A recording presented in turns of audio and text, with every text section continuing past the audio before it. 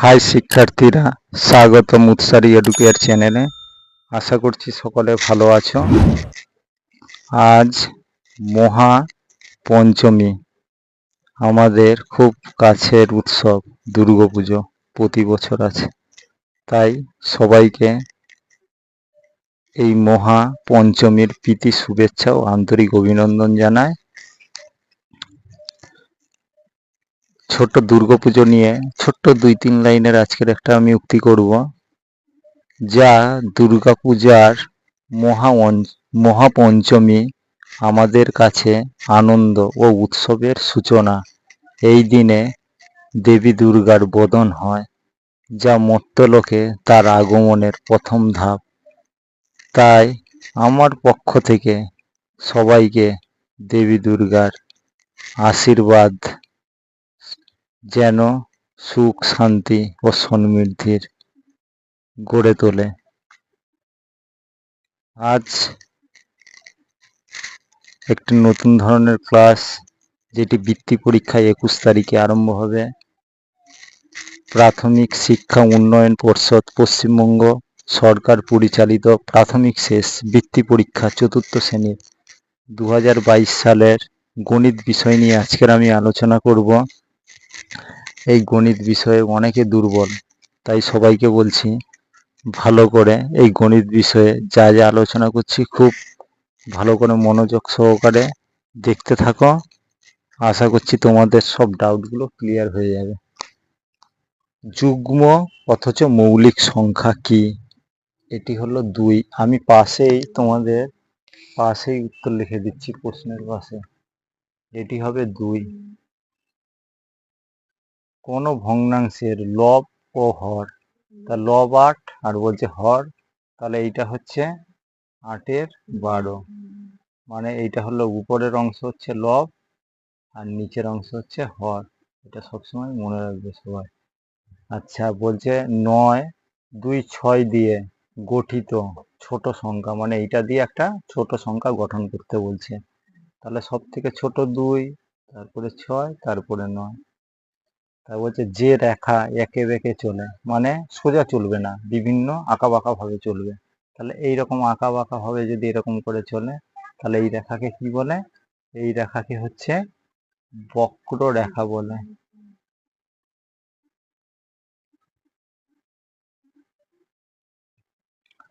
তারপরের প্রশ্ন, 1-এর 609 সংখ্যার শতকের ঘরের অঙ্কটির প্রকৃত মান। তাহলে শতকের ঘরের প্রকৃত মান কত হচ্ছে, মানে শতকের ঘরে কত আছে? 6, তাহলে প্রকৃত মান হবে 600।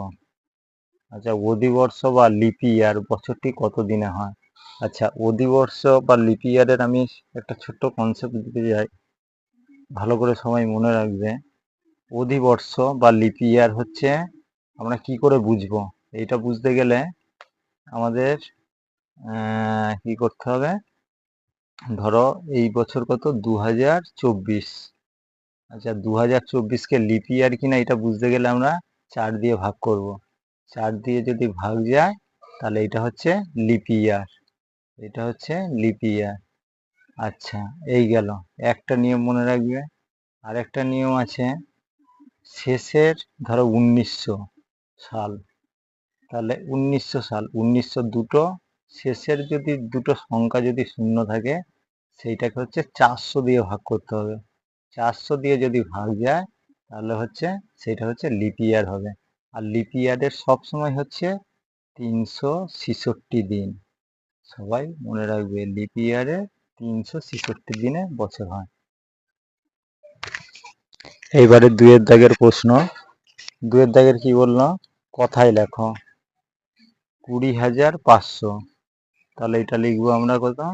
20,500। আচ্ছা, তারপরে বলছে 9 বছর সমান কত মাস? তাহলে 1 বছরের সমান 12 মাস। 9 গুণিতক 12, 12 নং কত? 12 নং হচ্ছে 108 মাস। একটি ট্রেন 14টা 30 মিনিটে ছাড়বে, তোমার ঘড়িতে কটা বাজবে? তাহলে হচ্ছে PM 12টার পরে 13, 14, তাহলে হচ্ছে কত? দুটো, 13, 14। তাহলে ঘড়ি একে বুঝিয়ে দিচ্ছি, দেখো এইটা 3, 3, 6, 9, 12 ঘড়ি। তাহলে কত বলছে? 14টা। তাহলে এদিকে 1, এদিকে 2, তাহলে হচ্ছে 12-র পরে 13, 14, 15, এটা 16, 17, 18 এরকম করে করে আসবে। তাহলে কত আসবে? 14টা, মানে হচ্ছে তোমার দুটো বলছে 30 মিনিট, 30, দুটো 30 মিনিট হয়ে গেল। তাহলে 2টা